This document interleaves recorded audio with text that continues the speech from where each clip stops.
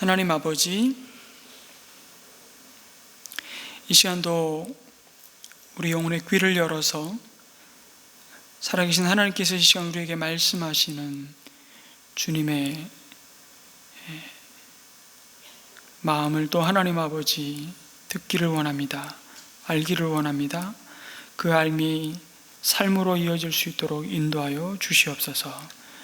우리를 오늘도 생명의 떡이 되셔서 그 생명의 말씀으로 우리를 먹이시고 죽은 영혼을 소생시키시는 하나님의 영광과 구원의 역사를 경험할 수 있도록 인도하여 주시옵소서. 예수님의 이름으로 기도드립니다. 아멘. 나의 유일한 자랑이라는 제목으로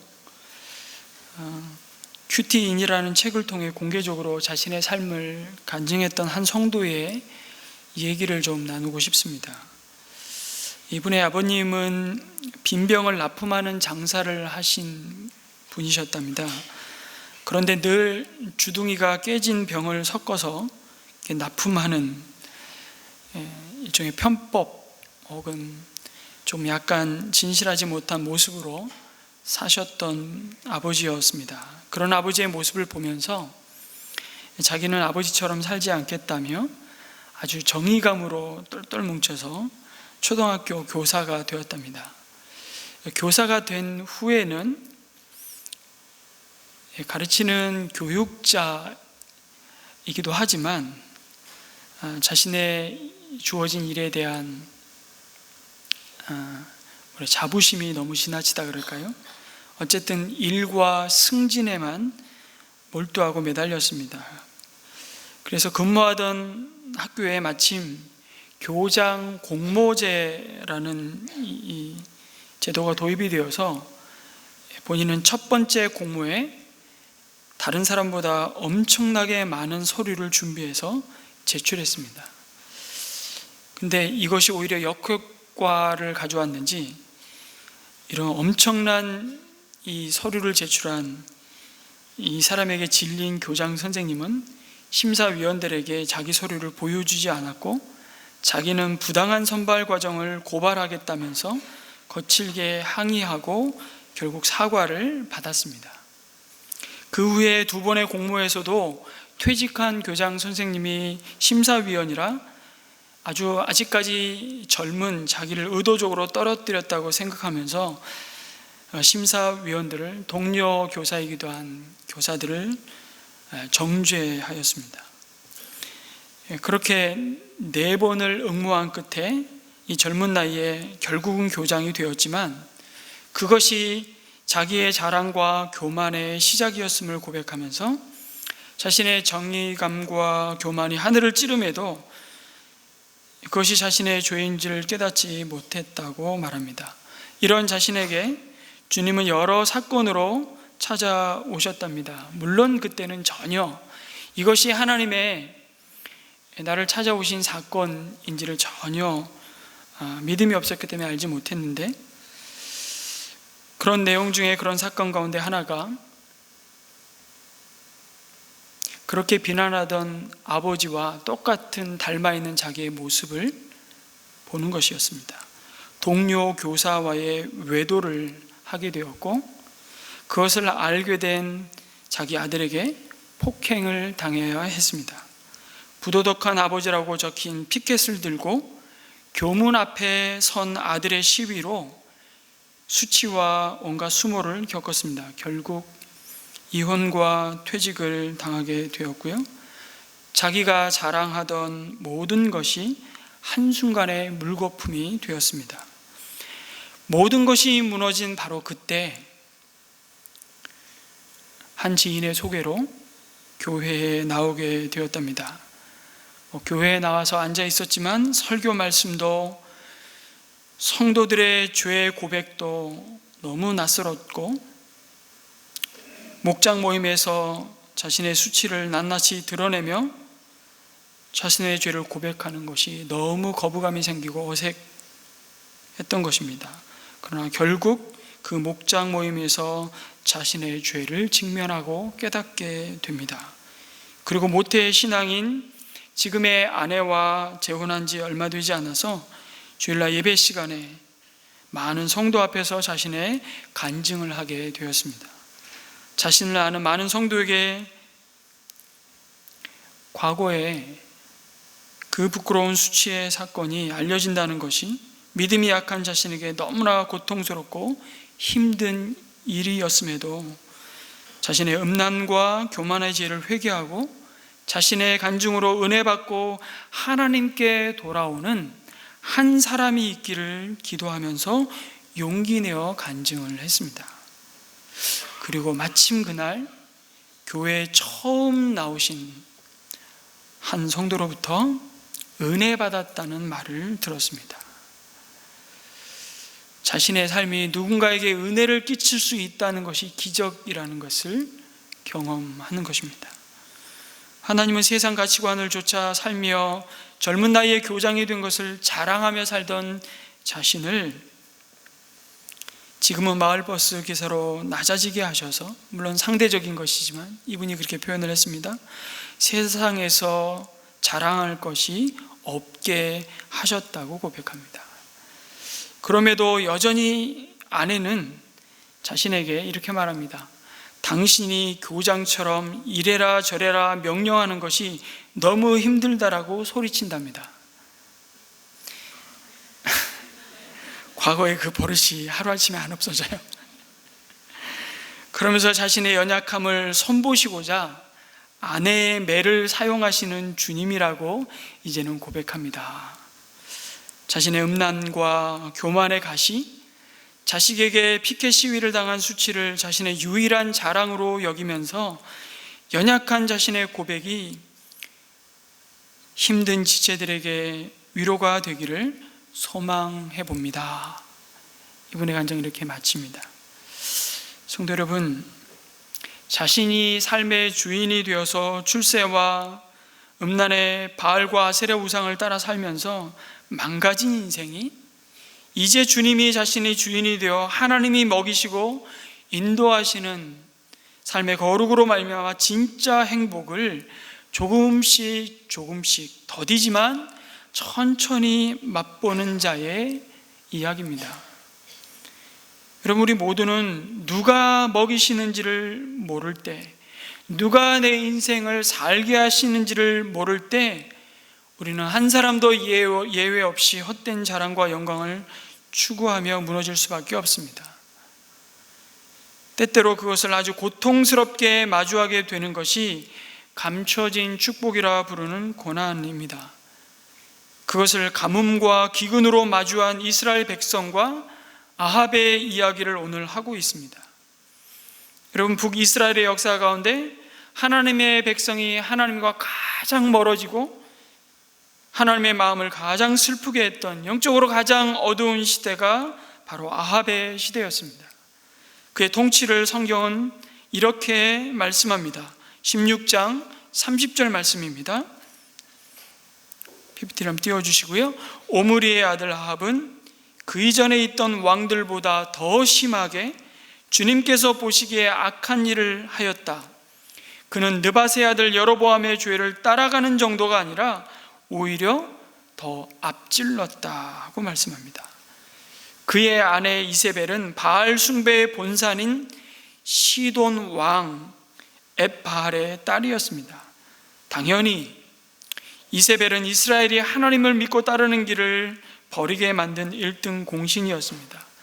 참으로 우유부단한 성격의 소유자였던 아합과 너무나도 주도 면밀하고 악하기 이를 데 없고 아주 강한 이세벨은, 이 두 사람은 정말 하나님 앞에 죄를 쌓기에 환상의 커플인 것 같습니다. 모질게 질게 이세벨이 살아남아요.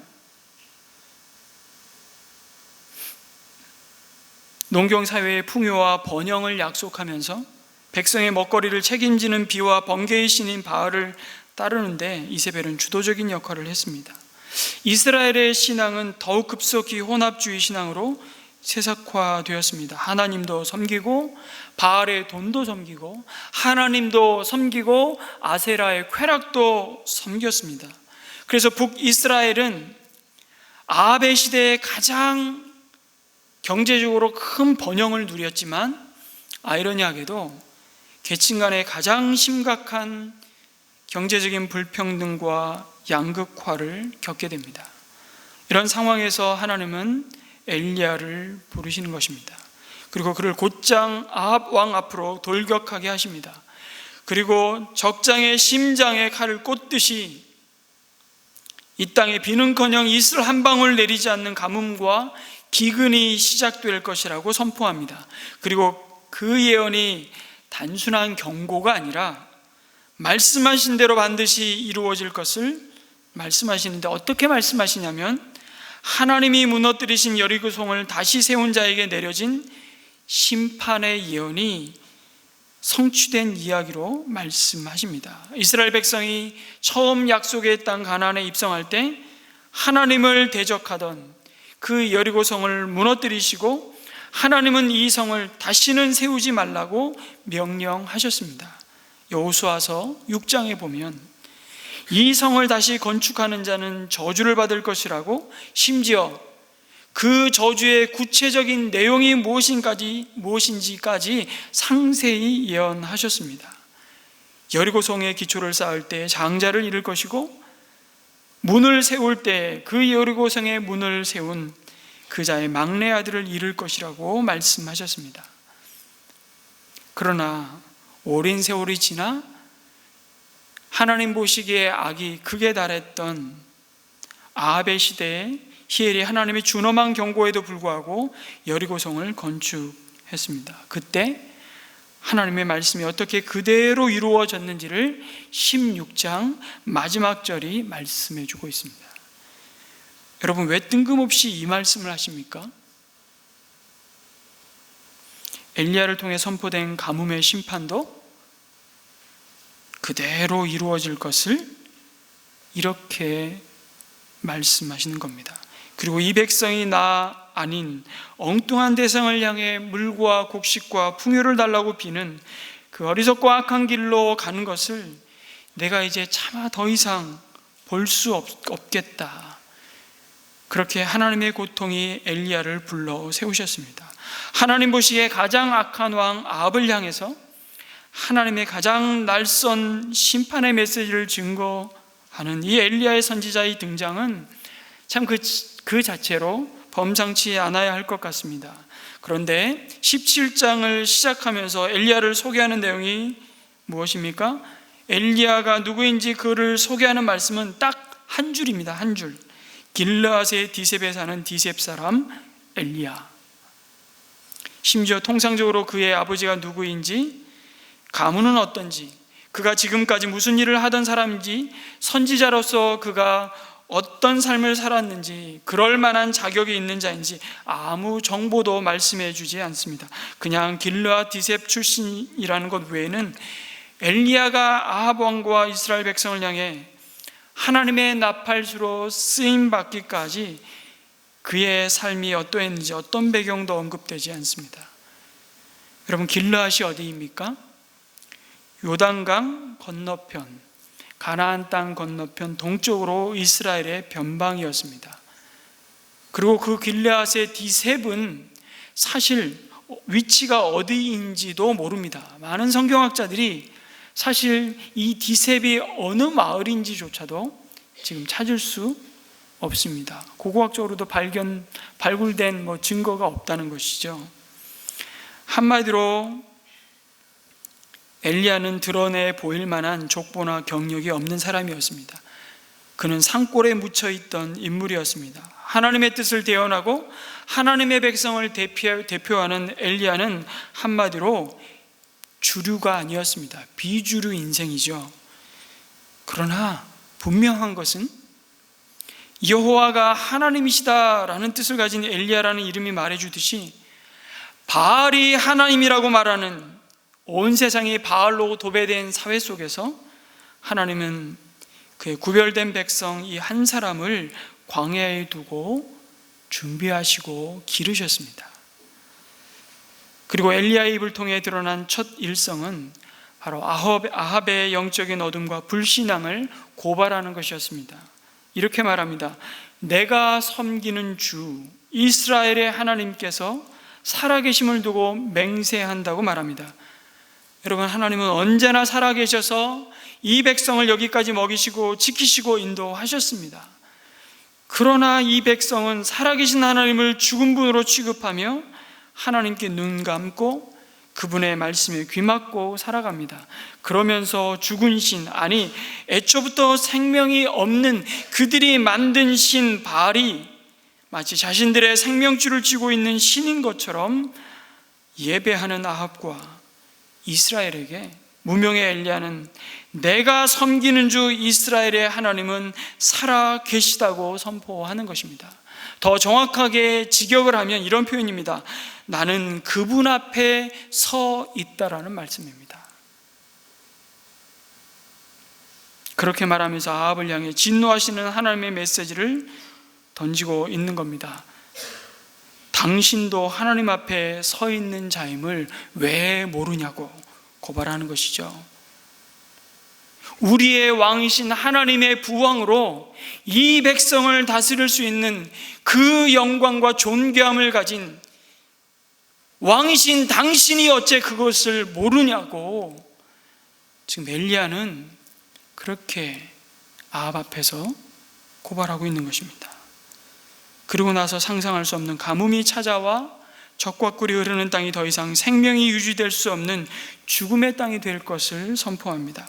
그들이 생명의 근원이 되신 하나님을 찾지도 예배하지도 않는 그 배교의 끝이 무엇인지를 하나님은 분명히 드러내셨습니다.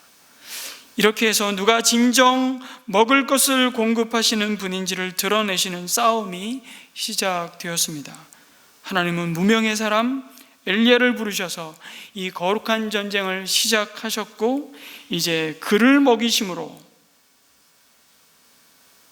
그를 통해 사르밧 과부와 그 가정을 먹이심으로 누가 진짜 생명의 공급자이신지, 누가 진짜 생명의 근원이신지를 보여주십니다. 엘리야와 아합의 대결은 결국 이 싸움입니다. 우리를 먹이시는 분이 누구인가? 우리가 누구 때문에 오늘도 살아가고 있는지를 분명히 알라고 말씀하시는 겁니다. 그런데 그렇게 아합 왕 앞에 당당히 섰던 이 엘리야에게 뜻밖의 하나님의 또 다른 명령이 선포됩니다. 하나님의 진노와 심판의 말씀을 담대히 선포하였던 엘리야에게 아합에게서 도망쳐서 그리 시냇가라는 장소에 숨으라는 명령이었습니다. 여러분, 엘리야 입장에서는 이해가 되지 않는 명령일 수 있습니다. 그 이전에 어떤 왕보다도 하나님 보시기에 악한 왕인 아합 앞에 서도록 인도하시고 하나님의 말씀을 주셔서 선포하게 하셨던 하나님이 이제 엘리야가 보는 앞에서 왕궁이 내려앉고 바알신이 일순간에 무너져 내리는 광경을 보게 하실 것처럼 말씀하셔놓고 이제 도망가라고, 숨으라고 말씀하십니다. 아합 왕과 그를 따르면서 하나님을 배신했던 이 백성이 하나님 앞에 꼬꾸라져 주저앉든지, 아니면 깊은 회개 가운데 그들이 하나님께 두 손 들고 항복하며 나오든지, 하나님의 강력한 능력이 아합과 이스라엘 백성을 뒤흔들어 놓으셔서 참 이 싸움이 싱겁게 속전속결로 끝날 것처럼 보였습니다. 그런데 하나님은 엘리야를 아합의 위협으로부터 도망가게 하십니다. 그리고 그리 시냇가라는 곳으로 부르셔서 까마귀가 가져다주는 빵과 고기로 먹이십니다. 그리고 시냇물로 그 생명을 보호하시죠. 제가 엘리야라면 이쯤에서 하나님께 한번 따졌을 것 같습니다. 하나님, 저를 교만과 거짓이 하늘을 찌르는 아합 왕 앞에 세우실 때는 언제고, 지금 저를 이 시냇가에 처박아 두고 지금 뭐 하시는 겁니까? 하나님만이 참 생명의 주요 공급자이심을 폼나게 드러내 보이실 때 아닙니까? 하나님, 칼을 뽑으셨으면 과감하게 휘두르셔야 하는 것 아닙니까? 저는 준비가 되어 있습니다. 저는 죽을 각오가 되어 있다니까요. 저를 이곳에 숨기시고 저를 이런 방식으로 살게 하시고 먹이신다고 하나님 누가 알아줍니까? 누가 하나님의 위대하심을 보기나 하겠습니까? 하늘문을 닫으실 수 있는 능력의 하나님이신데 어째서 나를 아합 왕의 칼날로부터 도망가게 하시고 비겁하게 그 아합 왕 앞에서 숨게 하십니까? 나를 이렇게 도망가게 하시고 숨길 계획이셨다면 애당초 뭐 때문에 나서라고 하셨습니까? 저 같으면 그렇게 따졌을 것 같습니다. 그런데 엘리야는 주님의 말씀대로 곧 가서 말씀해 보니까 요단강 앞에 있는 그리 시냇가에 머뭅니다. 엘리야는 누가 우리를 먹이시는가를 드러내시는 이 싸움에 영웅 노릇을 하고 싶은 마음이 없었습니다. 자신이 영웅이 되고 자신의 이름이 빛나는 것에는 애초에 관심이 없었습니다. 이미 그것을 디셉 시골 총구석에서부터 연단받은 엘리야였습니다. 또 어쩌면 그리 시냇가는 엘리야를 겸손케 보호하시는 하나님의 숨겨진 은혜가 임하는 장소였는지도 모르겠습니다. 여러분, 엘리야도 우리는 이렇게 기억하죠. 죽음을 보지 않고 하늘로 올리움 부음 받은 자. 얼마나 그 어떤 인생도 경험해 보지 못한, 그리고 예수님이 그 제자들과 함께 변화산에서 예수님과 함께 대화하고 만났던 인물이 누구입니까? 엘리야 아닙니까? 얼마나 위대한 인물입니까? 엘리야도 하나님의 명령을 받았을 때부터 어쩌면 자신의 사역이 파죽지세로 전개되고 온 이스라엘 땅을 뒤흔들 것으로 기대하면서 만용을 부릴 수 있는 우리와 성정이 똑같은 사람이었습니다. 그 유혹으로부터 결코 자유로울 수 없는, 승리에 도취되어 자칫 그 마음이 교만해질 수 있는 우리와 똑같은 성정을 가진 자였다는 겁니다. 우리들은 이런 경우에 하나님이 단번에 적의 아성을 무너뜨릴 것처럼 흥분하면서 만용을 부리기 쉽습니다. 이런 상황 속에서 우리들은 자신이 가진 믿음을 과장하고 또 과대평가하기 쉽습니다. 그러면서 우리는 정말 내가 이 일을 이루었다고, 일을 많이 해야만 하나님께 또한 충성된 일꾼이라고 착각합니다. 여러분, 그렇지만 일의 많고 적음을 내가 결정하는 것이 아닙니다. 사역의 분량은 하나님이 보시는 충성의 시금석이 아닙니다. 참으로 충성된 종은 누구인지 아십니까? 자기 생각이나 계획이나 이상에 따라 일하는 자가 아니라 오직 주인이 시키는 일을 하는 자가 충성된 종입니다. 그래서 하나님은 엘리야를 한적한 곳으로 보내셨습니다. 그곳은 아무도 주목하지 않는 땅이었습니다. 그곳이 그리 시냇가였죠. 왜 하필이면 이런 장소입니까? 우리는 이 장소에 주목해야 합니다. 이 장소야말로 누가 먹이시는 자인지를 드러내시는 최적의 장소이기 때문입니다. 우리가 누구로 사는 자들인지를 철저히 고백할 수밖에 없는 장소이기 때문입니다. 하나님의 놀라운 섭리 가운데 고르고 고르신 장소입니다. 아니, 이왕이면 이제 갈멜산에서 바알과 아세라를 섬기는 그 거짓 선지자들과 대결을 해야 되는데 뭐 좀 있는 집안에 숨기셔서 나를 든든히 먹이시고 나를 보호하셨다가 힘내서 그 싸움 해야 되는 거 아닙니까? 그런데 하나님은 엘리야를 광야로 몰아가십니다. 이 엘리야를 묵상할 때 우리는 이 광야를 잘 주목해야 됩니다. 여러분, 그리 시냇가는 이스라엘 백성이 출애굽 이후에 광야에서 그들을 하늘의 만나로 먹이시고 절대적으로 하나님만이 생명의 공급자이심을 알게 하신 이 광야와 같은 땅이었습니다. 그럼 광야가 어디입니까? 광야는 하나님만을 의지하고 주목하도록 그 이스라엘의 백성, 하나님의 백성의 믿음을 연단하시고 세우시는 땅입니다.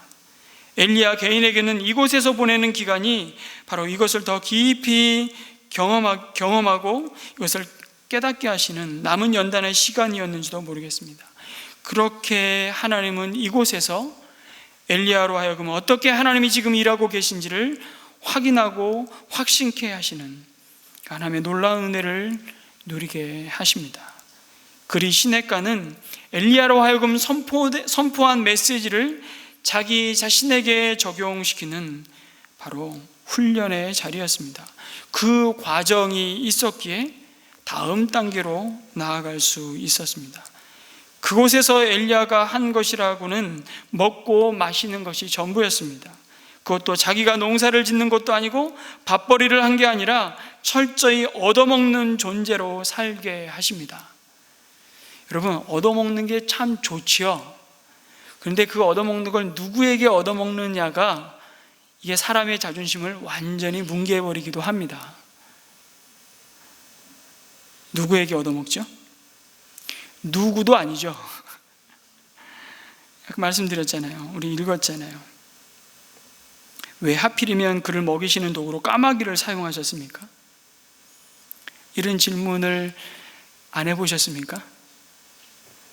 질문을 하면 우리의 묵상은 더 깊어지고 우리가 하나님 앞에 내가 누구이고 하나님이 나에게 말씀하시는 하나님의 음성을 더 깊이 경험하게 됩니다. 왜 까마귀를 사용하셨나? 까마귀 밥에 담긴 하나님의 뜻 가운데 하나가 있다면 엘리야 선지자가 받아야 할 겸손의 훈련이라고 할 수 있습니다. 새 밥을 받아 먹기 위해 광야로 걸어가는 자는 겸손하지 않고는 도무지 맨정신으로 갈 수 없는 땅이고 먹을 수 없는 음식입니다.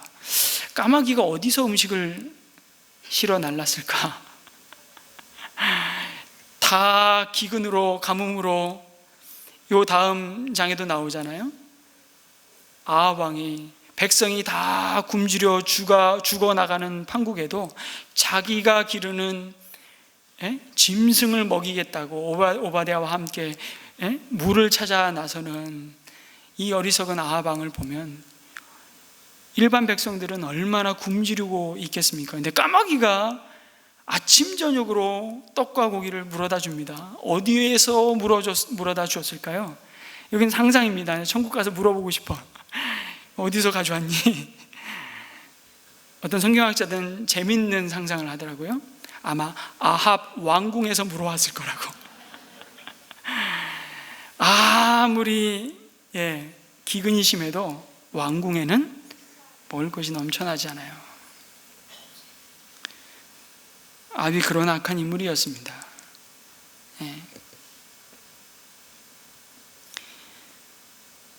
까마귀는 이스라엘 백성의 입장에서 보면 어떤 짐승일까요? 굉장히 부정한 짐승이었습니다. 여러분, 레위기서에 보면 하나님의 구별된 백성이 먹어야 될 음식이 있고 먹지 말아야 될 음식이 있다고 가르치십니다. 입을 수 있는 의복이 있고 입지 말아야 될 의복이 있다라고 말씀하십니다. 만나야 될 사람이 있고 만나지 말아야 될 사람이 있다고 말씀하십니다. 접촉해야 될 사람이 있고 접촉하지 말아야 될 사람이 있다고 말씀하십니다. 그들이 하나님의 거룩함을 드러내는 하나의 방식으로 하나님은 이스라엘 백성들을 그런 방식으로 음식과 먹을 것과 입을 것과 잠잘 곳과 그들이 거주할 곳을 구별하게 하셨습니다. 그 자체가 거룩한 게 따로 있고 불결한 게 따로 있는 건 아니었지만 하나님은 그런 방식으로 이방 백성, 하나님을 알지 못하는 백성과 삶을 구별하셨습니다. 그리고 그 구별은 무엇을 알게 하시는 거죠? 너희를 살게 하고 너희를 먹이는 자가 누구인지를 잊지 말라는 겁니다. 그 구별하셔서 부정한 짐승이라고 구별해 놓은 새가 여러분 까마귀입니다. 그러면 보십시오. 그 까마귀가 날라주는 음식을 먹는 것은 율법을 철저히 적용한다면 죽기보다 싫은 순종일 수 있습니다. 그런데 하나님은 내가 그 까마귀로도 너를 먹이는데 하물며 내 백성 이스라엘이 누가 자기들을 먹이고 살게 하는지를 모르고 나에게 등 돌리고 나를 부인하고 돌아선 것에 대한 이 하나님의 탄식, 이 하나님의 마음을 지금 전하고 있는 겁니다. 절절히 까마귀가 물어다 준 그 떡과 고기를 먹으면서 엘리야는 그 하나님의 탄식을, 그 하나님의 고통을 지금 절절히 경험하고 있는 겁니다. 그러니 내가 반드시 이 백성의 어리석은 죄악에 대해 내가 나에게 한 기도를 기억한다고 말씀하십니다. 그 기도에 반드시 응답하리라는 확신을 갖게 하시는 땅이 그리 시내가였습니다. 여러분, 야고보서 5장 17절은 엘리야에 대해서 이렇게 증언합니다. 우리 같이 한번 읽을까요? 시작. 엘리야는 우리와 같은 본성을 가진 사람이었지만 비가 오지 않도록 해달라고 간절히 기도하니 3년 6개월 동안이나 땅에 비가 내리지 않았으며 다시 기도하니 하늘이 비를 내리고 땅은 그 열매를 맺었습니다. 무엇을 말씀하시는 겁니까? 하나님이 가뭄으로 심판하신다고 하셨으니까 시간만 가면 되는 문제가 아니었다는 것입니다. 시간만 가면 되는 거 아니에요? 근데 그런 문제가 아니었다는 거죠. 그 하나님의 약속이 이루어지는데 엘리야의 간절한 기도가 있었다는 사실을 주목하셔야 합니다. 여러분, 질문 하나 하겠습니다. 제발 가물게 해달라고 혹시 기도해 보신 적 있으십니까? 좀 더 우리 현실에 맞게, 그러면 하나님이 우리 집 통장에 잔고가 바닥나게 해 주십시오, 기도해 본 적 있으세요? 미쳤어요. 그런 기도를 하게. 우리나라 경제를 폭삭 주저앉게 해 주십시오. 하나님 제발 망하게 해 주십시오. 이렇게 해서라도 우리 자신과 우리 가정이 하나님의 공동체가 하나님의 은혜로 사는 자들임을 인정하고 하나님만 의지하고 하나님께 돌아올 수 있다면 주님, 이 땅에 하나님만이 하실 수 있는 진노를 퍼부어 주십시오. 하나님은 이 엘리야의 기도에 응답하셨다는 거예요. 충격적이지 않습니까? 기도한 대로 하늘은 비를 내리지 않았고 온 땅은 타들어갔습니다. 그리고 엘리야가 머물렀던 그릿 시냇가도 더 이상 그 물을 담아낼 수 없는, 그 장소도 그 하나님의 심판을 피할 수 없었습니다. 엘리야도 더 이상 마실 물을 찾을 수가 없었고 하나님이 우리의 기도에 응답해 주심으로 인해 위기의 순간이, 고통의 순간이 나를 비껴갈 수 없었다는 것입니다. 내가 이렇게 하나님을 위해 헌신했는데, 내가 이렇게 주의 나라와 복음을 위해 수고했는데 왜 하나님 나에게 이러시는 거냐고, 뭐라도 해보시라고. 그 고통을 엘리야도 피할 수가 없었다는 겁니다. 그러나 기억하십시오. 엘리야는 더 분명히 하나님이 약속하신 바를 반드시 이루시리라는 것을 확신할 수 있었습니다. 나와 이 백성이 하나님을 떠나서는 살 수 없는 자들임을 고통스럽게 깨닫게 하시는 축복의 가뭄임을 그는 비로소 알게 됩니다. 그래서 우리는 또 한 번 이런 메시지를 붙듭니다. 우리들 교회에서 큰 플랜카드로 그 예배당 벽면에 붙였던 글귀죠. 우리의 삶의 목적은 행복이 아니라 거룩이라고, 성공이 아니라 출세가 아니라 삶의 한 절이라도 주님을 닮아가는 거룩이라고 감히 선포하는 것입니다. 그리 시냇가에도 더 이상 머무를 수 없었던 엘리야를 하나님은 시돈의 사르밧 과부의 집으로 가라고 명령하십니다. 자, 여러분, 우리는 또 물어야 합니다. 왜 허구 많은 곳 중에 하나님은 엘리야를 시돈 땅 사르밧에 사는 이름 없는, 그것도 이렇게 온 땅에 가뭄과 기근으로 다 죽어갈 때 더 고통받을 수밖에 없는 이방인의 과부의 집으로 엘리야를 보내시는가 말입니다. 이 과부가 얼마나 고통스러운 지경에 처해 있는지를 이렇게 말씀하지 않습니까? 엘리야가 사르밧 성문에 들어가 땔감을 줍는 한 과부를 만나자 바로 이 여인이 하나님께서 말씀하신 사람인지를 확인하려는 의도였는지 그 과부에게 요청을 합니다. 나에게 마실 물을 한 그릇 떠다 달라고, 그리고 먹을 것도 조금은 가져다 달라고 요청합니다. 그런데 그 과부는 분명히 말씀하시죠. 하나님으로부터 너를 찾아오는 하나님의 사람에게 먹을 것을 주라는 명령을 이미 받았습니다. 여러분, 그러지 않고서는요, 먹을 것을 달라는 엘리야에게 그 과부가 이런 말을 할 수는 없습니다. 뭐라고 얘기하냐면, 어른께서 섬기시는 주 하나님께서 살아계심을 두고 맹세합니다. 이 대답을 듣는 순간 엘리야는 확신했습니다. 이 과부가 나로 하여금 찾아가라고 말씀하신 과부가 맞구나. 왠지 아십니까? 자기가 아합에게 했던 똑같은 말을 지금 이 이방인 여자 과부가 하고 있거든요. 자기가 했던 말에 똑같은 말을. 그런데 문제는 하나님이 찾아가라고 한 과부는 분명히 맞는데 엘리야가 그 여인으로부터 기대하는 것과는 전혀 다른 답을 듣습니다. 자기에게는 빵 한 조각도 없고 겨우 뒤주에 밀가루 한 줌과 기름 몇 방울로 마지막 반죽을 해서 자기 아들과 함께 먹고 이제 죽어도 할 수 없는 지경이라는 것입니다. 자, 여러분, 이쯤 되면 사람의 상식이 뭡니까? 이번에는 하나님도 어쩔 수 없으신가 보다. 자, 이번에는 번지수가 틀렸네. 그런데 놀랍게도 엘리야는 극한의 상황 아래 놓인 과부를 향해 말합니다. 뭐라고요? 두려워하지 말고 가서 방금 말한 대로 하십시오. 그러나 여기서부터 중요합니다. 음식을 만들어서 우선 나에게 먼저 가지고 오십시오. 그 뒤에 그대와 아들이 먹을 음식을 만들도록 하십시오.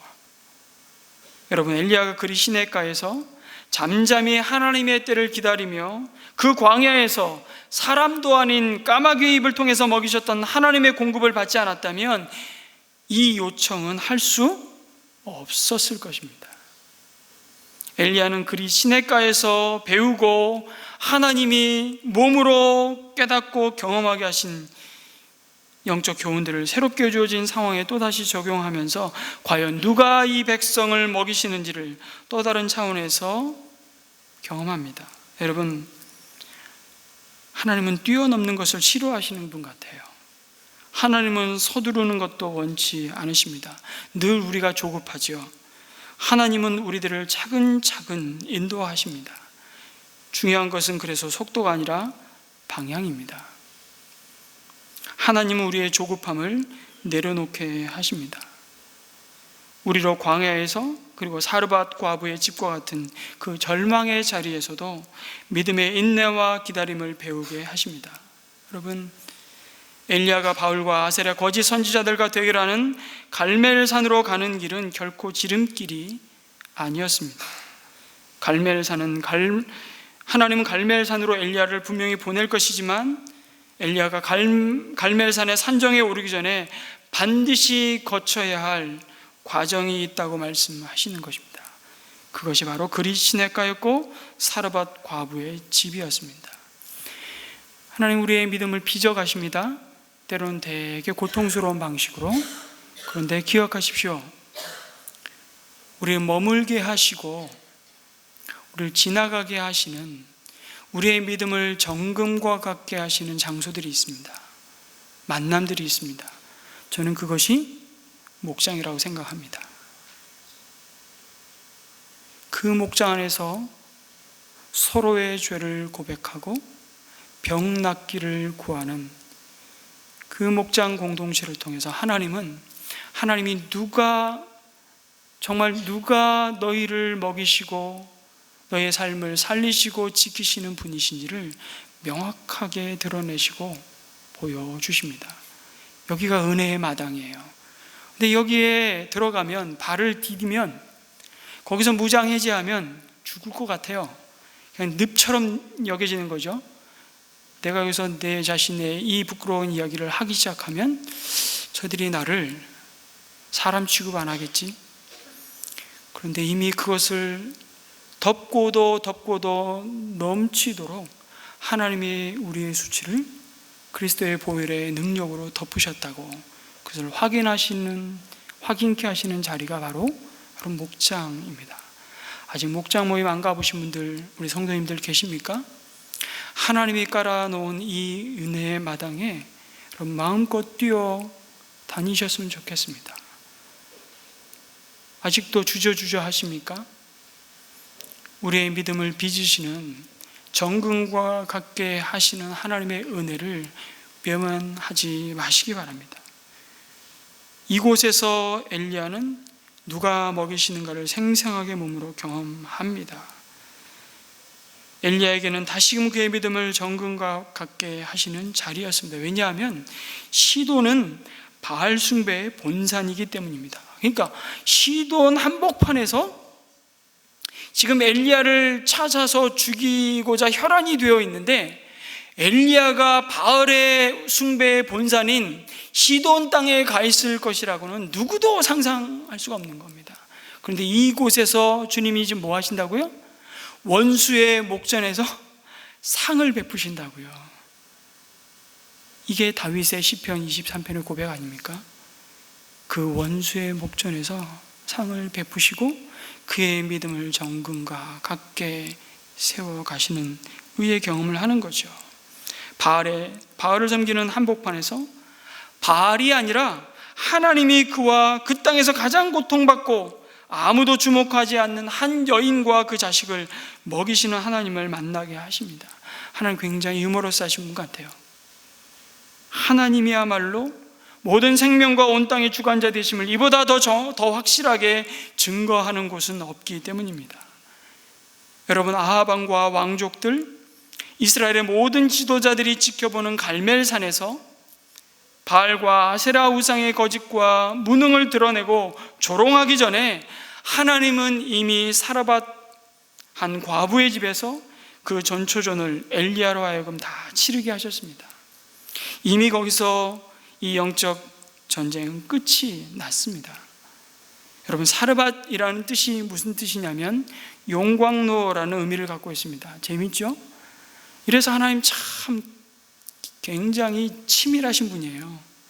고르고 고르신 장소라니까요.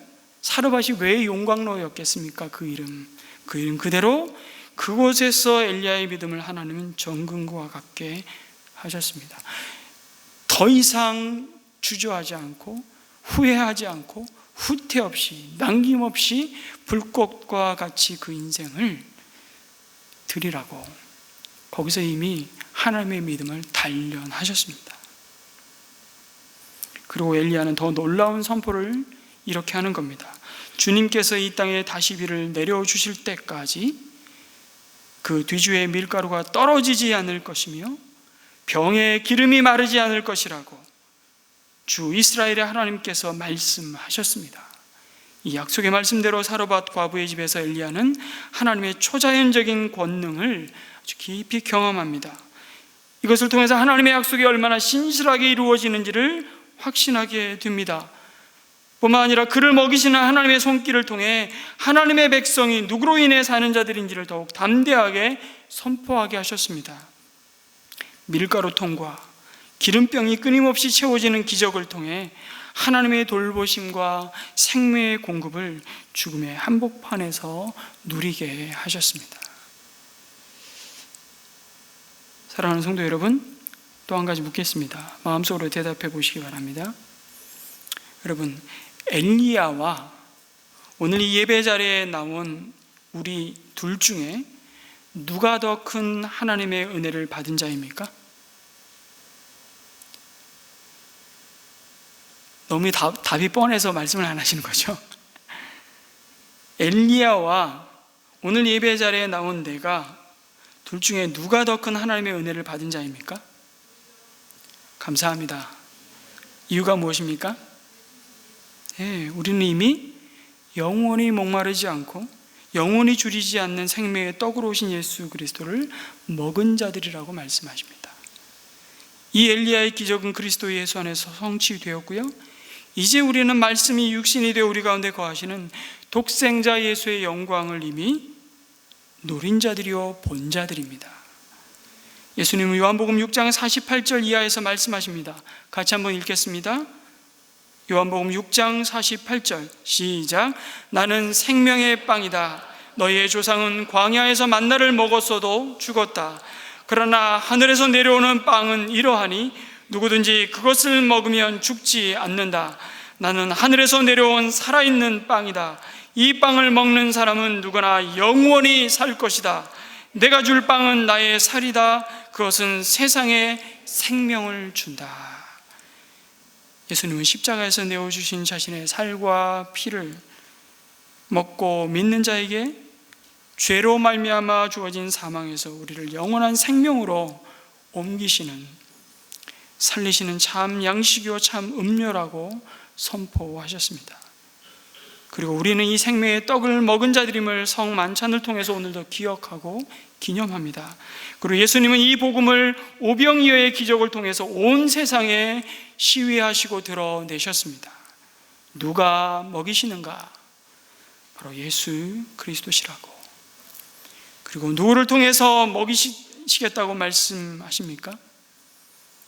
바로 너희가 먹을 것을 주라고 말씀하시면서 저와 여러분을 통해서 세상을 생명의 떡으로 먹이시겠다고 빈들 광야와 같은 이 세상에서 복음으로 말미암아 전혀 다른 삶의 태도와 방식으로 사는 백성들임을 드러내시겠다고 우리를 부르십니다. 여러분, 오병이어의 기적 가운데 여전히 바알의 신앙에 쩔어 있는 제자들의 부끄러운 민낯을 그래서 주님은 그대로 드러내셨습니다. 베세다 빈달에서 장정만 5,000명, 좋게 수만 명을 먹이셨던 기적 중의 기적, 사복음서에서 유일하게 예수님의 기적을 다 담고 있는 유일한 기적이 오병이어의 기적 아닙니까? 이 오병이어의 기적을 행하시면서 요한복음에 보니까 예수님이 물어요. 이 무리들을 어떻게 먹일까? 그러면서 그 물으시는 이유가 뭐냐면 제자들이 어떻게 대답할지를 보시기 위해서 그들의 믿음을 시험하시는 것이라고 말씀합니다. 그들의 믿음을 달아보시겠다는 거예요. 그 시험 앞에 빌립이 대답합니다. 주님, 이 무리들을 먹이려면 적어도 200데나리온의 값이 필요합니다. 계산은 굉장히 빨랐죠. 그런데 하나님 그 대답 가운데 드러내시는 불신앙의 모습은 무엇입니까? 200데나리온만 있으면 왜 못하겠습니까? 우리가 여전히 돈만 있으면 할 수 있다고 생각하는 제자들의 바알 신앙을 깨우치셨습니다. 빈들에 널브러져 있는 목자 없는 양 같은 이 백성을 먹이는 일은 그러나 돈으로 할 수 없는 일이라고, 돈으로 할 수 있는 일이 아니라고 말씀하십니다. 그 일은 내가 한다는 것입니다. 나 예수가 한다는 것입니다. 그러면 너희가 먹을 것을 주라고 명령하시는 주님이 제자들로부터 듣고 싶은 대답은 뭐겠습니까? 이것입니다. 주님, 우리로는 할 수 없지만 주님이 우리와 함께 하시기에 은혜 베푸시기를 기도합니다. 그래서 우리가 버려야 할 대답이 있습니다. 좀 돈만 있으면, 내가 좀 더 번듯한 자리에 나를 올려만 주시면, 나를 좀 힘 좀 쓸 수 있는 위치에 데려다 놓으시면 내가 멋들어지게 폼나게 주님의 일을 할 수 있을 텐데, 이렇게 말하지 말라는 겁니다. 번영신학은 계속 끊임없이 우리에게 이렇게 가르치죠. 주님은 오병이어로 광야 빈들에서 하늘의 잔치로 그 제자들을 먹이시면서 이제 그들이 전혀 다른 믿음의 눈을 가지고 세상을 복음으로 섬길 자들로 준비시키셨습니다. 여러분, 오병이어의 기적은 주님에게서 제자들에게, 그리고 제자들의 손에서 무리들로, 그리고 그 무리들의 손에서 또 다른 무리들로 계속해서 나누어지고 그 은혜가 오늘 우리에게까지 이어졌다고 초자연적인 하나님의 역사를 증거하고 있습니다. 오늘도 우리는 그 떡과 잔을 너희가 먹을 것을 주라는 명령과 함께 믿음으로 은혜로 받습니다. 참 이 본문을 묵상하면서 놀라운 통찰을 우리 권영아 권사님 논문에 담으셨더라고요. 신학 박사학위를 받으시면서 엘리야의 이 먹이심과 이 오병의 기적을 놀랍게 박사학위 논문에 담으셨습니다. 저에게 참 제가 꼼꼼히 읽으면서 은혜 많이 받았습니다. 성도 여러분, 우리 교회 목장이 그런 초자연적인 하나님의 역사를 경험하는 거룩한 땅이 되기를 소망합니다. 초자연적인 역사라면 무엇이겠습니까? 여러분, 우리 초자연적이라고 하면 자꾸 신비로운 것만 자꾸 생각합니다. 여러분, 구원의 역사가 초자연적 역사입니다. 하나님께 무관심하고 심지어 적대적이었던 사람이 하나님께 그 마음을 열고 하나님께 관심을 갖게 되고 예수님을 주님으로 영접하는 것은 하나님의 역사가 아니면 할 수 없는 일입니다. 목장이 오늘도 생명의 떡이신 예수 그리스도를 나누며 초자연적인 이 구원의 역사를 경험하는 그런 시냇가, 그릿시냇과 사르밧 과부의 집이 되기를 주님의 이름으로 소원합니다. 인간의 의지적인 노력으로 사람의 이 겉사람은 변화시킬 수 있을지 모르지만 우리의 속사람, 우리의 마음 자체를 변화시키는 것은 불가능합니다. 어쩌면 이 변화 자체가 기적입니다. 이게 초자연적인 역사입니다. 우리의 욕구와 삶을 근본적으로 변화시키는 것은 하나님만 하실 수 있습니다. 그 변화를 위해 오늘도 우리로 하여금 기도하게 하시고, 초자연적인 역사는 다른 것이 아니라 그 안에 하나님이 그 기도에 반응하시고 응답하시는 기도의 응답을 경험하는 것입니다. 하나님은 그분의 이름으로 믿고 기도하면 응답하시겠다고 약속하셨습니다. 그래서 목장에서는 기도를 통해 크고 작은 기적을 오늘도 하나님은 오병이어의 기적으로 이루어가고 계십니다. 성도 여러분, 오늘 우리가 머무는 자리가 어디입니까? 그 자리가 그리 시냇가와 사르밧 과부의 용광로와 같은 우리의 믿음을 재련하시는, 정금과 같게 다듬으시는 복된 은혜의 자리가 되기를 주님의 이름으로 축복합니다. 아멘.